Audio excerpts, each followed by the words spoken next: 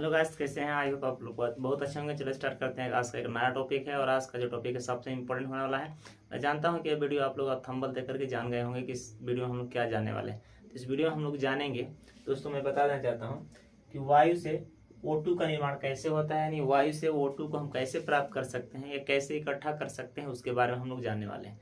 तो ये वीडियो पूरा लास्ट तक देखिएगा दोस्तों, क्योंकि वीडियो सबसे इंपॉर्टेंट होने वाला है। आइए वीडियो को शुरू करते हैं।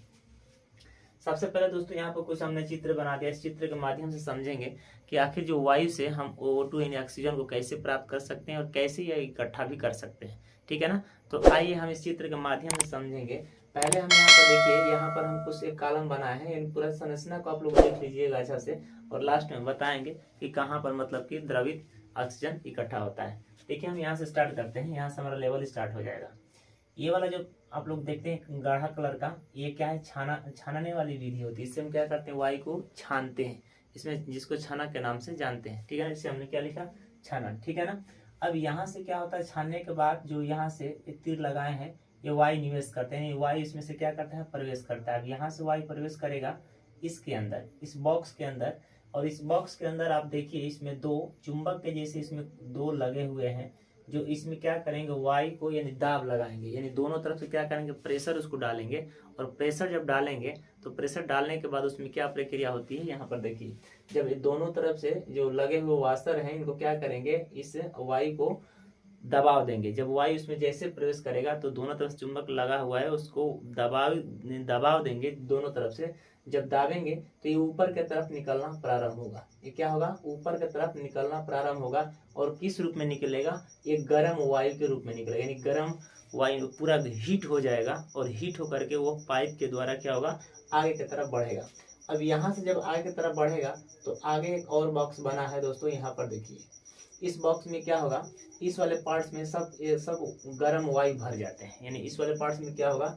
गर्म वायु भर जाते हैं। और इसमें जब गर्म वायु भर जाएंगे तो इसको निकलने के लिए कहीं ना कहीं, या उसको ठंड करने के लिए कहीं ना कहीं जगह चाहिए, क्योंकि ये तो पूरा हीट हो गया है।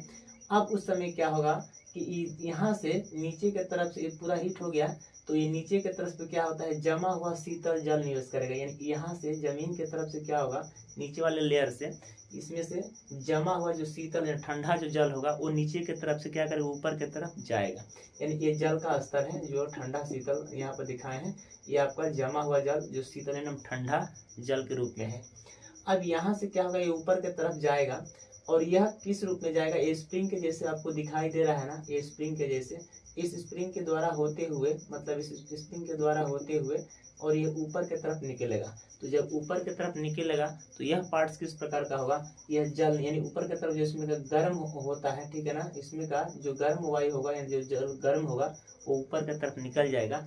और जो इसमें से बचेगा, वो बचने के बाद इसमें जो ये वाला है, इसमें आकर के प्रवेश कर जाएगा। तो इसमें से जब प्रवेश कर जाएगा तो उस समय क्या प्रक्रिया होती है उसको समझिए। अब यहाँ से निकलने के बाद ये आपके जितने हैं सब क्या है? ऑक्सीजन के रूप में परिवर्तन हो रहे हैं। अब वायु से क्या हुआ? एक गर्म होकर अब इसमें शीतल हो गया, ठंडा हो गया। इसका टेम्परेचर क्या होगा? अब लो हो जाएगा। यानी कहने का मतलब कि जब इसको हम वायु में परिवर्तन करेंगे, वायु जो ऑक्सीजन ग्रहण करेंगे वायु से, तो वायु में हम जो ताप दिए हैं उसको नॉर्मल करना पड़ेगा, यानी उसका तापमान कम करना पड़ेगा, तब जाकर उसको हम प्राप्त कर सकते हैं।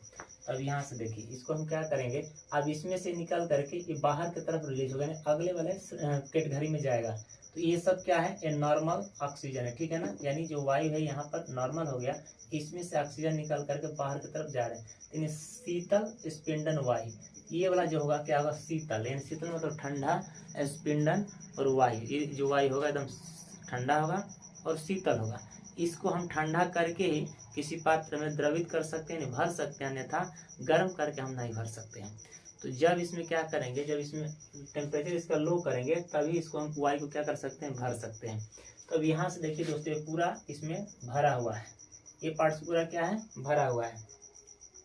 अब जब इसमें भर करके यहाँ पर आता है, जिसको छानन की विधि के नाम से, जिसको पृथक करने वाला पार्ट्स यहाँ पर है। यहाँ पर देखिएगा, आपको पृथक करने, अलग करने वाला पार्ट्स यहाँ पर एक बॉक्स के जैसे लगा हुआ रहता है।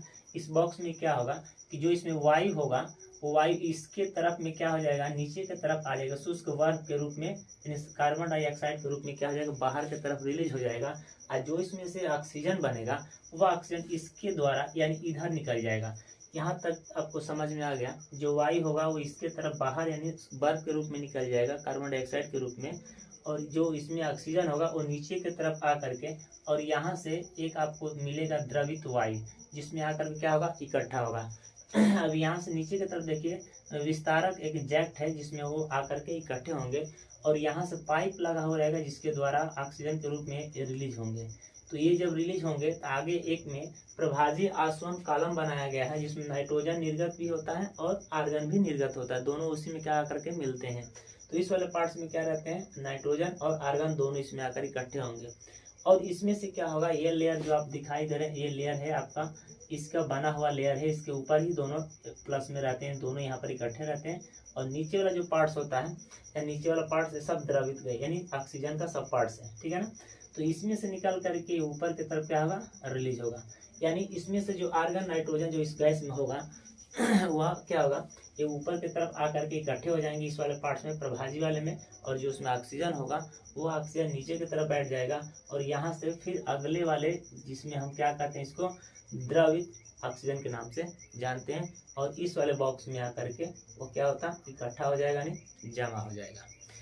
तो इस प्रकार दोस्तों वायु से हम क्या कर सकते हैं, ऑक्सीजन को प्राप्त कर सकते हैं और वायु को हम ग्रहण कर सकते हैं। इस प्रकार वायु की विधि से हम क्या कर सकते हैं, वायु को गर्म करके फिर उसको नॉर्मल टेम्परेचर पर ले जा करके उसको हम सहपिंडित कर सकते हैं, भर सकते हैं किसी पात्र में और द्रवित वो ऑक्सीजन को क्या कर सकते हैं, प्राप्त कर सकते हैं। तो उम्मीद करता हूँ दोस्तों कि ये वाला ऑक्सीजन वायु से आपको समझ में आ गया होगा कि किस प्रकार वायु से हम ऑक्सीजन को प्राप्त कर सकते हैं। आइए हम अगले या फिर टॉपिक की तरफ चलते हैं और अगला हमारा टॉपिक होगा कि जल को शुद्धिकरण कैसे कर सकते हैं, उसके बारे में हम लोग जानेंगे।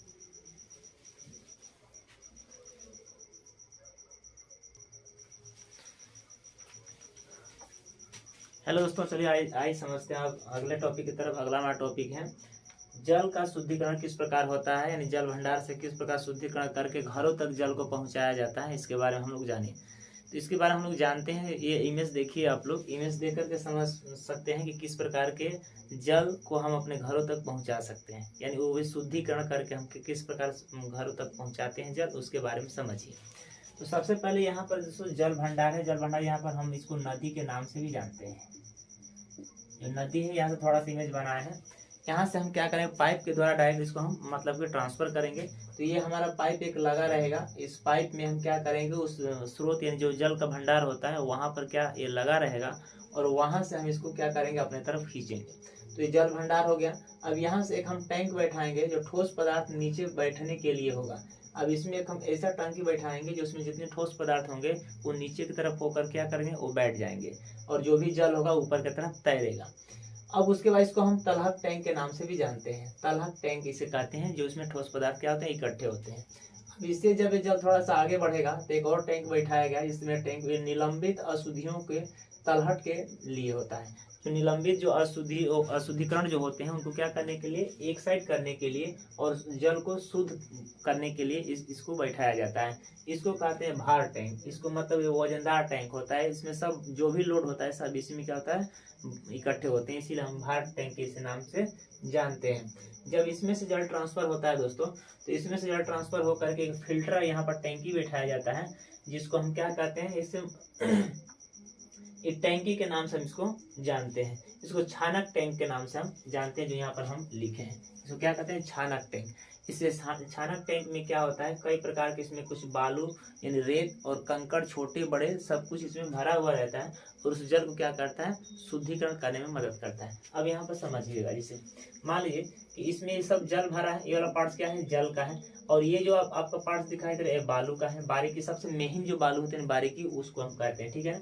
उसके बाद से ये वाला जो पार्ट्स होगा ये कंकड़ का है, यहाँ पर हम कंकड़ लिखे हैं। उसके बाद से जो ये बड़े बड़े जो आपको दिखाई देते होंगे ये आपके मोटे कंकड़, यानी ये मोटे कंकड़ होगा, इससे थोड़ा बारीकी, और ये आपका रेत हो गया, ये जल हो गया।